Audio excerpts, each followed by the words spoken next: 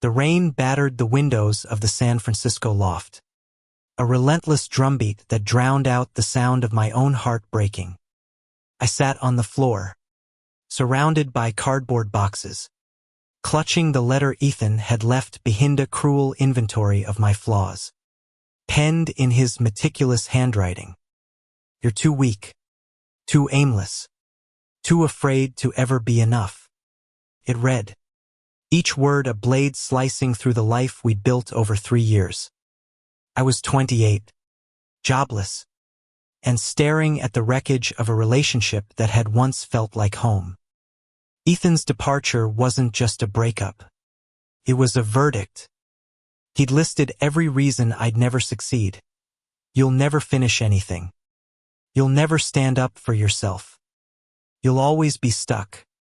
I wanted to burn the letter, to erase his words. But instead, I folded it and slipped it into my pocket. Something in Mestaborn, and defiant whispered, prove him wrong. The next morning, I walked into a community center in the Castro, my hands trembling as I signed up for a coding boot camp. Ethan had always mocked my attempts to learn tech, saying I lacked the discipline. The classroom was a chaos of unfamiliar faces. But one stood out, Javier, a volunteer mentor with warm brown eyes and a laugh that felt like sunlight breaking through fog. He caught me struggling with my first line of code and slid into the seat beside me. You've got this, Caleb, he said, his voice steady, like he believed it more than I did. Javier was everything Ethan wasn't: patient, encouraging, present. He was a graphic designer by day, volunteering his evenings to help people like me, people who were starting over late-night study sessions, fueled by cheap coffee and shared dreams. We talked about everything: my breakup, his estranged family, the way the world sometimes felt too heavy to carry alone. One night, as we debugged a stubborn piece of code, our hands brushed over the keyboard. Neither of us pulled away. You're not what he said you were, Javier told me one evening, his gaze locked on mine. We were sitting on the steps of the community center, the city humming around us. You're showing up. That's more than most people do. His words lit a fire in me, one that Ethan's letter had tried to smother. I started to believe I could be more than my flaws. The boot camp wasn't easy. I spent nights wrestling with algorithms, my eyes burning from the screen, Ethan's voice echoing in my head. You'll never finish anything. But Javier was there, cheering me on, his belief in me a lifeline. When I landed my first freelance coding gig, a small website for a local bakery, I felt a rush of pride I hadn't known was possible. Javier took me to celebrate at a dive bar in the Mission, where we danced to a jukebox playing old soul songs, his hand warm on my waist. But Ethan's shadow lingered. I found myself checking his social media, where he posted about his new life in New York, his new boyfriend, his new successes. Each post was a reminder of his list, a taunt that I was still falling short. One night, drunk on whiskey and self-doubt, I showed Javier the letter. I expected pity, but instead, he took my hand and said, let's prove him wrong. Not just one thing, everything. We made a plan. Ethan's list was long. I was too timid to speak in public, too uncoordinated to try anything physical, too uninspired to create something meaningful. Javier suggested we tackle each flaw, one by one, together. First up, public speaking. I signed up for a local open mic, my stomach churning at the thought. Javier coached me through it, helping me write a speech about resilience, about rising from the ashes of someone else's judgment. The night of the event, I stood under the spotlight, my voice shaking but growing steadier with every word. The crowd applauded, and Javier's proud smile from the back of the room was brighter than any spotlight. Next was physical fitness. Ethan had always laughed at my clumsiness, saying I'd never survive a gym. Javier, a runner, took me to Golden Gate Park for early morning jogs. The first time, I collapsed after half a mile, gasping for air. But Javier didn't laugh. He sat beside me on the grass, handed me water, and said, "You showed up. That's the win." Week by week, I got stronger, my body learning to move in ways I'd never trusted it to. One morning, as we ran side by side, the fog lifting over the park, Javier reached for my hand. We didn't let go until we reached the ocean. By the time I finished the boot camp, I had a portfolio of projects and a job offer from a startup in Oakland. I wasn't just proving Ethan wrong, I was rewriting my own story. But the deeper I fell for Javier, the more I feared I was building something too fragile to last. What if I wasn't enough for him either? What if Ethan was right all along? One evening, as we sat on a bench overlooking the bay, Javier turned to me, his expression serious.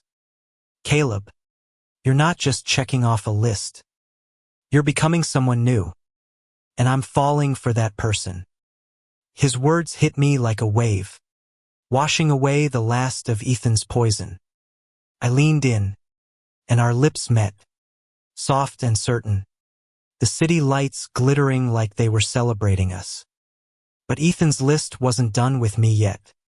A month later, I got an email from him. He was back in San Francisco for a conference and wanted to meet. The subject line was simple: "I was wrong about you."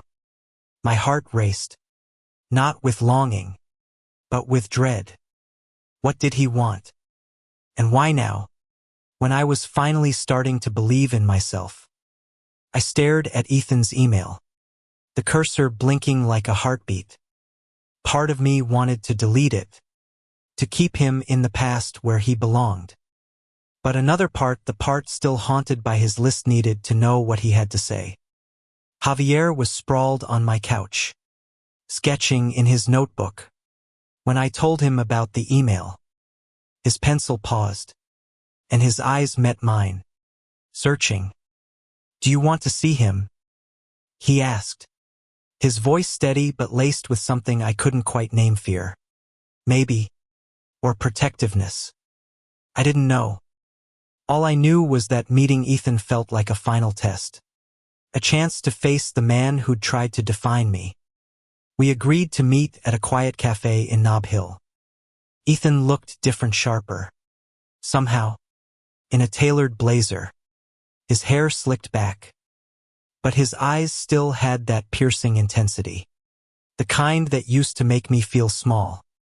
"Caleb," he said, his voice smooth, "you look good." There was a flicker of surprise in his gaze, like he hadn't expected me to survive without him. He apologized, his words polished but hollow. He said he'd been harsh, that he'd written the list in anger, that he'd seen my coding projects online and was impressed. But every word felt like a trap, a way to pull me back into his orbit. "I underestimated you," he said, leaning forward. "Maybe we could talk about us." My stomach twisted. This wasn't remorse, it was control, dressed up as regret. I thought of Javier, of the mornings we'd spent running, the nights we'd spent laughing, the way he'd held my hand when I doubted myself. "There is no us," I said, my voice steady for the first time in Ethan's presence. "You left me a list of reasons I'd fail. I used it to build a life you'll never be part of." His face faltered, and for the first time, I saw him as he was, not a judge, but a man afraid of being forgotten. Walking away from that cafe felt like shedding a weight I'd carried for years. But the encounter shook me more than I admitted. That night, I showed up at Javier's apartment. My nerves frayed. What if I'm not enough? I blurted out, the words spilling before I could stop them. What if I'm still the person Ethan saw? Javier pulled me close, his arms a quiet anchor. You're not his version of you, he said. You're the guy who got up, who kept going, who made me believe in second chances. His lips brushed my forehead, and I felt the truth of his words settle into my bones. Ethan's list wasn't my story anymore. Javier was. We kept tackling the list. Ethan had said I'd never create anything meaningful. So Javier encouraged me to build an app platform for LGBTQ youth to share their stories anonymously. I poured myself into it, coding late into the night while Javier designed the interface, his sketches bringing my vision to life. We launched it quietly, expecting little. But within weeks, stories flooded in, kids coming out, finding love, surviving heartbreak. Each one felt like a victory, not just over Ethan, but over every voice that had ever told us we weren't enough. The physical challenges continued. 2. Javier signed us up for a charity obstacle course race. A muddy, grueling event in Marin County. Ethan had called me uncoordinated, weak, quitter. But as I climbed ropes and crawled under barbed wire, Javier at my side, I felt unstoppable. We crossed the finish line together, covered in mud and laughing, our hands clasped tight. A photographer snapped a picture, and later, when I saw it tour smiles, our connection, the raw joy of it, I knew Ethan's words were dust. But life wasn't a montage of triumphs. My job at the startup was demanding, and doubts crept in. Was I good enough for this? For Javier. One night, after a long day of bugs and deadlines, I snapped at him over something small, a forgotten dinner plan. The hurt in his eyes cut deeper than Ethan's list ever had. I'm not perfect, I said, my voice breaking. I'm trying. But what if I mess this up? 2. Javier took my hands, his touch grounding me. I don't want perfect, he said. I want you messy, trying, real. We talked until dawn, laying bare our fears, our hopes, our love. It wasn't flawless, but it was ours. The app gained traction, and soon we were invited to present it at a tech conference in Seattle. Public speaking again, Ethan's voice whispered I'd choke. But Javier was there, coaching me through every slide, every word. The night before the presentation, we stood on the hotel balcony, the city lights sprawling below us. You're going to shine, he said, his hand on my cheek. I kissed him, slow and deep, the world fading until it was just us. The presentation was a blur of nerves and adrenaline. But when the audience stood to applaud, I looked for Javier. He was in the front row, his eyes shining with pride. I'd done it not just for me, but for us, for the kids whose stories we'd shared, for every version of myself I'd thought I couldn't be. But Ethan wasn't done haunting me. A week after the conference, I got a text from a mutual friend. Ethan was telling people I'd only succeeded because of Javier, that I was still the failure he'd left behind. The words stung, reopening old wounds. I didn't tell Javier I couldn't bear to burden him.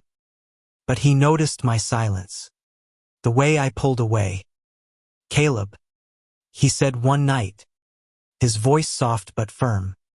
Whatever it is, we face it together. I broke down, showing him the text. the doubts, the fear that Ethan was right. Javier listened, his face calm but fierce. He doesn't get to define you, he said. And he doesn't get to touch what we have. He pulled out a notebook and started writing a new list. Not of flaws, but of everything I'd done. Everything I was. Brave. Resilient. Loved. I cried. Not from pain, but from the weight of being seen. Javier's list became my anchor. But Ethan's shadow wasn't so easily banished. His words spread through whispers and social media followed me like a storm cloud. I built a life I was proud of. But the fear that it wasn't enough gnawed at me. What if Javier woke up one day and saw me the way Ethan had? Work became my refuge. The startup promoted me to lead developer. A role that terrified me as much as it thrilled me. I was managing a team. Pitching to clients. Doing things Ethan had said I'd never have the guts for. But every success came with a whisper of doubt. You're faking it. You'll fall apart. Javier noticed the late nights. The tension in my shoulders. You're carrying too much, he said one evening, pulling me away from my laptop. Let me help. He took me to a queer art gallery in Oakland, a place he'd designed posters for. The walls were alive with color paintings of love, loss, defiance. One piece stopped me cold, a figure rising from shattered glass, their hands reaching for a glowing horizon. That's you, Javier whispered, his arm around me.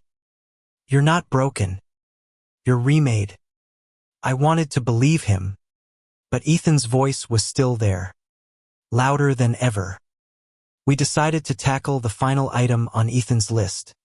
You'll never matter to anyone. It was the cruelest blow. The one that had kept me awake at night. Javier suggested we volunteer at a youth shelter. A place for LGBTQ kids who'd been kicked out or run away. I hesitated. I wasn't a mentor. Not like Javier. But he insisted, saying I had a story worth sharing. Our first day at the shelter. I met Mia, a 16-year-old trans girl with wary eyes and a sharp tongue. She reminded me of myself, angry, scared, desperate to be seen. I told her about Ethan's list, about proving him wrong, about Javier. She listened, her guard lowering. You really did all that? She asked, skeptical but curious.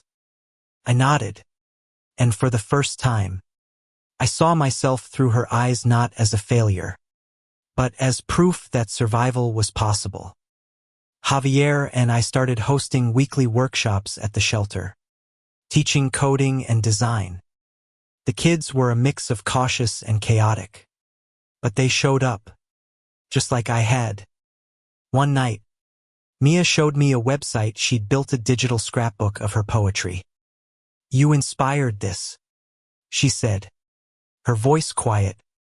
I looked at Javier, who was helping another kid with a logo, and felt a warmth I couldn't name. This was what matching felt like. But Ethan's rumors kept spreading. At a networking event, I overheard someone mention my name, saying I'd lucked into my success. The words hit like a punch, and I left early, my confidence crumbling. Javier found me on the fire escape, staring at the city. Why does he still matter?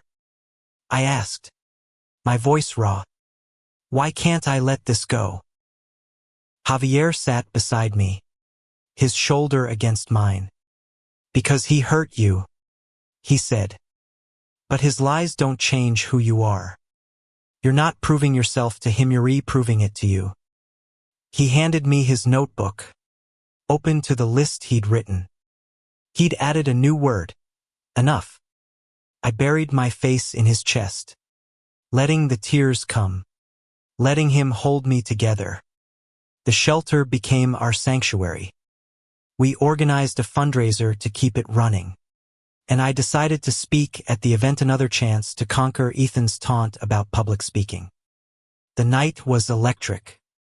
The room packed with donors, volunteers, and kids. I told my story, not just the triumphs, but the doubts, the nights I'd wanted to give up. I talked about Javier, about the kids, about how love and belief could rebuild a life. The crowd stood, clapping, and Mia hugged me afterward, her eyes bright with tears. "You're my hero," she said. I looked at Javier, who was beaming, and knew I'd finally answered Ethan's cruelest lie. But life doesn't pause for victories. The startup hit a rough patch, budget cuts, layoffs, pressure. I worked longer hours, and Javier's design gigs started pulling him away. 2. We argued more, small things turning sharp. One night, after a tense dinner, he said, "I'm scared we're losing each other." The words were a knife. I'd been so focused on proving Ethan wrong that I hadn't noticed the cracks in what mattered most. We took a weekend away, a cabin in Big Sur, just us. The ocean roared below, and we talked about our fears, our futures. "I love you," I said, the words spilling out under the stars. "I don't want to lose this." Javier kissed me, fierce and tender, and promised we'd fight for us. It wasn't a fix, but it was a start. Back in the city, I got a call from the shelter. Mia had run away after a fight with her foster family. My heart sank. She'd been doing so well. Javier and I searched for her, checking her favorite spots, calling her friends. We found her in a park, shivering under a streetlight. "I thought I could do this," she said, her voice breaking. "But I'm not strong like you." I knelt beside her, Javier's hand on my shoulder. "You don't have to be strong alone," I said. "We're here." We took her back to the shelter, and as she fell asleep in a warm bed, Javier whispered, "This is what we're building, Caleb. Something real." I nodded, my throat tight. Ethan's list felt like a distant memory. But the fight wasn't over, not for me. Not for Mia. Not for us. Mia's return to the shelter marked a turning point. But it wasn't the end of the struggle. Life kept throwing punches, work stress, late-night arguments, the weight of proving myself. But Javier and I faced it together. Our love a quiet strength that held us steady. Ethan's list was still in my pocket, worn and creased. But it no longer defined me. It was a map of where I'd been, not where I was going. The startup stabilized, and my app for LGBTQ youth grew, gaining attention from nonprofits across the country. Javier and I were invited to speak at a national conference in Chicago, a chance to share our work and our story with a wider audience. The night before we left, I found Javier sketching in our apartment, a portrait of me running in Golden Gate Park, my face alight with determination. "This is how I see you," he said, handing me the drawing. "Always moving forward." I framed it the next day, a reminder of who I was becoming. In Chicago, the conference was a whirlwind. We presented to a packed room, telling the story of the app, the shelter, the kids like Mia who'd taught us as much as we taught them. I spoke about Ethan's list not with anger, but with gratitude for the fire it had lit in me. Javier stood beside me, his hand brushing mine, his presence a promise that I wasn't alone. The audience gave us a standing ovation, and afterward, a publisher approached us about writing a book. "Your story matters," she said. I looked at Javier, And we both knew this was bigger than us. Back in San Francisco, Mia was thriving. She'd enrolled in community college, studying creative writing, and had become a mentor to younger kids at the shelter. One day, she showed me a poem she'd written about finding her place in the world. "You and Javier gave me that," she said. I hugged her, my heart full. Ethan had said I'd never matter, but here was proof he was wrong. The final blow to Ethan's ghost came unexpectedly. I got a message from him, a long, rambling apology. He'd seen our conference talk online, he said, and it had shaken him. He admitted he'd been jealous, insecure, cruel. He asked for forgiveness, for a chance to be friends. I read the message twice, then deleted it. I didn't need his approval anymore. I had Javier, Mia, the kids, the life we'd built. I had myself. Javier and I moved in together. A small apartment in the Mission with a view of the city we loved. It wasn't perfect dishes piled up. We bickered over bills, but it was ours. One evening, as we cooked dinner, music playing softly, I pulled out Ethan's list one last time. "I think I'm done with this," I said, holding it over a candle. Javier nodded, his eyes warm. The paper curled and burned, the ashes falling like the last of my doubts. We kept working at the shelter, expanding the app, dreaming bigger. Mia graduated, her foster family cheering her on. The kids we mentored became our family, their stories woven into ours. Javier proposed on a foggy morning in Golden Gate Park, where we'd first run together. He didn't have a ring, just a sketch of us, holding hands, with the words "forever" together written in his careful script. I said yes, tears streaming, the city waking around us. Looking back, Ethan's list wasn't a curse, it was a challenge. Every flaw he'd named had become a strength. Not because I'd erased them, but because I'd embraced them. I wasn't perfect, but I was enough. And with Javier by my side, I was unstoppable.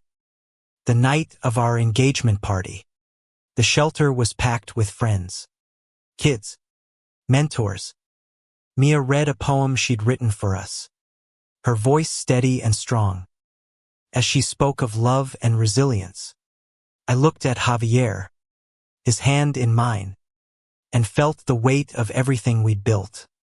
Ethan had tried to break me, but he'd only made me stronger. And with someone better watching, someone who saw me, loved me, believed in me, I'd done everything he said I'd fail at. And more.